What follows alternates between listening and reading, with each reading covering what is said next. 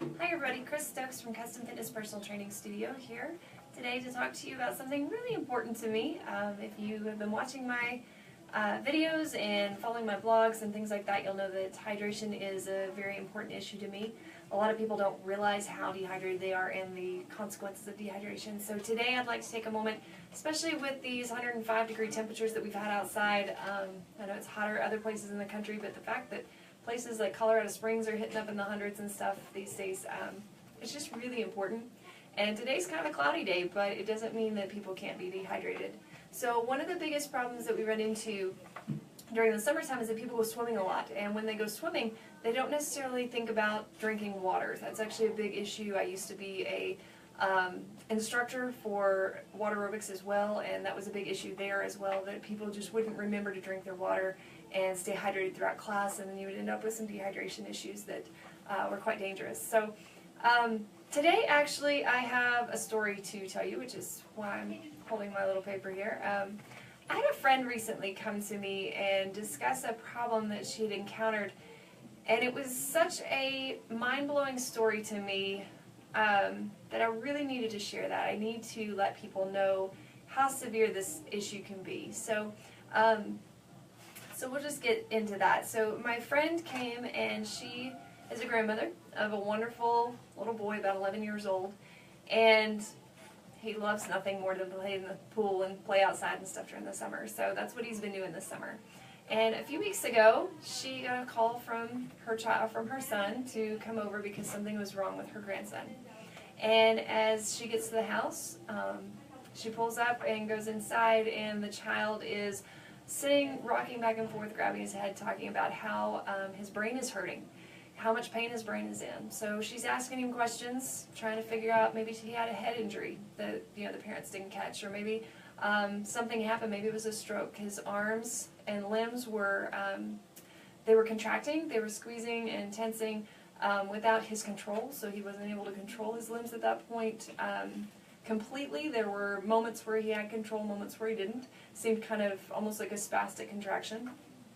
He was saying that his fingers were kind of numb and tingly, going down the arms, things like that. So she was trying to determine what could cause this and what the problem was. Of course, the parents were kind of panicked, as any parent would be, and trying to figure out what was wrong with this child. And so he just kept talking about how his brain hurt. And so they kept asking him questions about his name and what day it was, and the typical questions that you would ask whenever you've got someone that you're just not sure what's happening. And so he could answer them, but it took a long time for him to get to that answer. He would start to answer, and then he couldn't focus to answer, and then finally he would come up with the answer, but then he'd forget again.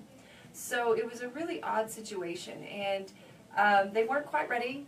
They felt like he was progressing, like he was getting better, that he wasn't as bad as he had been an hour before. So they decided to keep a watch on him and see what was happening. She asked how much water he'd had, and the mom's response was that he doesn't really like water, so he wasn't drinking water, and instead he only drinks Dr. Peppers. So he had been at the pool all week, in and out of the heat, and drinking Dr. Pepper, and never once had a water, so to her knowledge. So this friend of mine started thinking that possibly dehydration might be it, not real sure. So later, about an hour or two later, they decided that he was not getting better, that he was getting worse. They ended up taking him to the emergency room. They ran all their tests on him, did everything that they could for him, put a bag of saline on him, and within that bag of saline, he started to improve. So they saw his demeanor improve, so the hospital sent him home, said everything was fine. So he went home, and he tried to sleep, woke up like 3 or 4 in the morning, throwing up quite profusely, and just couldn't quit with the head hurting and the arms still feeling odd and those kinds of things. So they took him into his pediatrician to double check, because the hospital had let him go on with the idea that he would go to the pediatrician the next day. And his pediatrician didn't happen to be in, but a wonderful friend of mine was, who is a pediatrician and was taking care of that other doctor's calls for that day. And so she happened to get to talk with him, and within a couple of minutes determined that the problem was dehydration, hooked him up to another saline bag, went through another saline bag, and by the end of that, he was finally hydrated enough, well enough, that his body was starting to respond to the hydration levels. It's not just a scary story about children.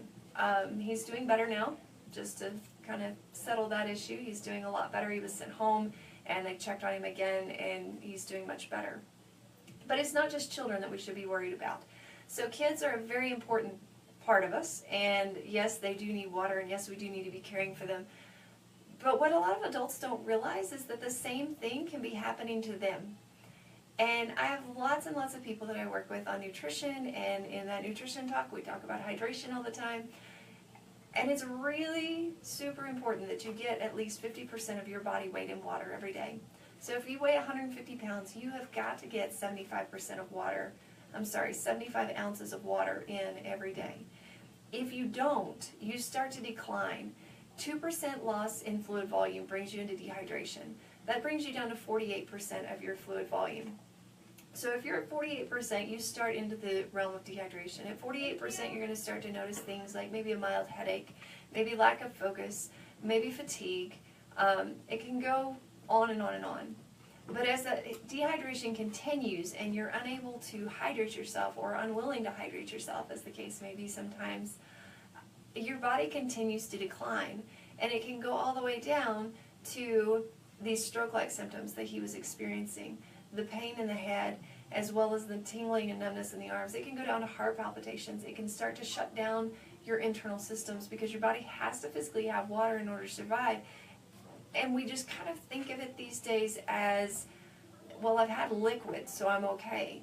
But Gatorade, Powerade, tea, coffee, your Cokes, your juices, they don't count the same as water. Tea and coffee are brewed with water, yes, but once they are brewed, the molecules combine, so now your body has to break the two apart, so it leads to deeper dehydration, as well as the diuretic effects that come with the coffee and tea that pull out most of the water that you just took into your system. A lot of people are not eating enough vegetables, and vegetables have a very high water content, so it's a great idea to add that 10 to 15 servings of recommended vegetables in there to your diet a day. And I know if you haven't met with me, you possibly have not heard that before, and your eyes just got real big and your jaw dropped. But really, honestly, if you can focus on getting 10 to 15 servings of vegetables, and I'm talking like a fist size or cup size of serving, each day, you're not only going to keep from that dehydration issue, but you're going to help promote better health within your body. You're going to feel better, have more energy, be able to move better, tons and tons of great things. So vegetables are important, but hydration is the key today. And so what I really want for everybody to take from this is that it's not just about kids. Yes, kids are important. It's about you. And you as a role model, you as a person. So as a person, you need that water in order to survive. As a role model, you need to be drinking that water so that the children around you are drinking their water. Because a lot of times the reason that kids don't drink their water is because parents don't really enjoy drinking water either. So you can infuse your water with fruits and vegetables. You can freeze your water. You can drink it warm. You can drink it with lemon or lime. Whatever's good for you. I would recommend staying away from all the little drops and the powder packs and all that stuff that you put in to flavor your water, but rather use actual fruits and vegetables to do that, and that will help you to stay away from that dehydration mode. So when you're going to the pool, make sure that you're getting out about every 30 minutes, taking a drink of water, really listen to your body, and really paying attention to any physical cues, throughout the day. If you're feeling a little different or anything that, start to feel tired, go ahead and grab a glass of water first and see if that makes a difference. Okay? I do hope that if you have people that you know that need to hear this, that you would share this with them. Feel free to give it a like or a comment or something. I'd love to hear from you. And we'll be back tomorrow with something a little more lighthearted. Have a great day.